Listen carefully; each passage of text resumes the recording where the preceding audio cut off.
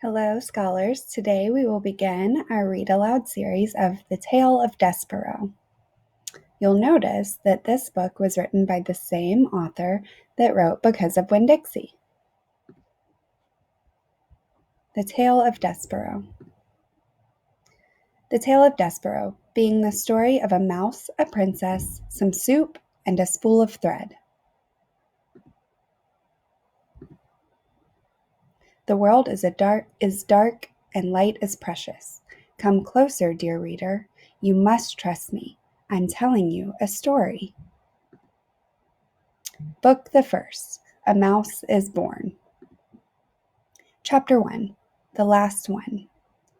This story begins within the walls of a castle, with the birth of a mouse, a small mouse, the last mouse born to his parents and the only one of his litter to be born alive. "Where are my babies?" said the exhausted mother when the ordeal was through. Show to me my babies." The father mouse held the one small mouse up high. "There is only this one," he said. "The others are dead."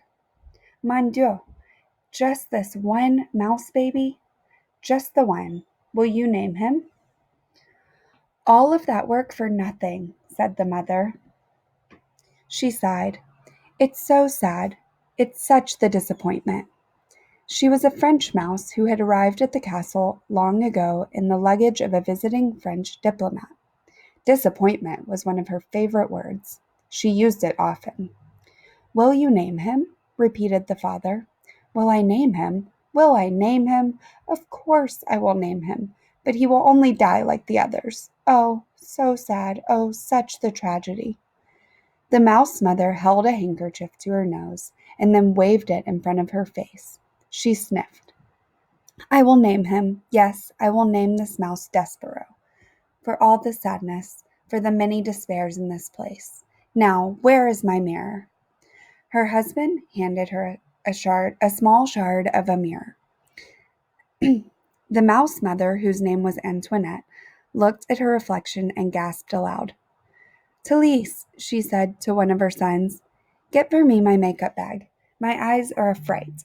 While Antoinette touched up her eye makeup, the mouse father put Despereaux down on a bed made of blanket scraps.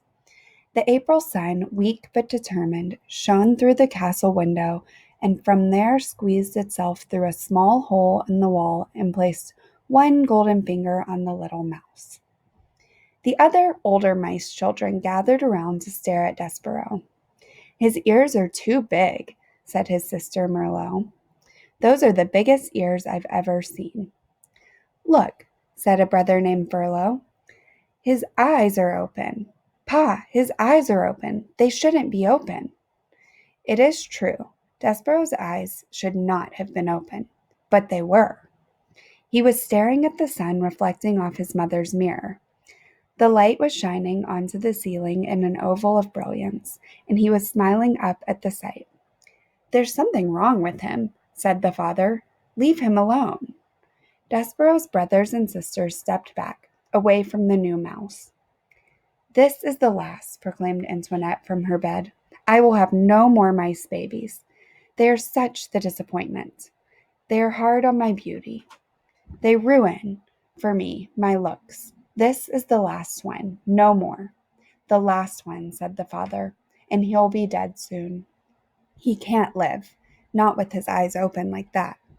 But reader, he did live. This is his story. Thanks for joining me for our read aloud today. Come back tomorrow and we'll find out what happens next.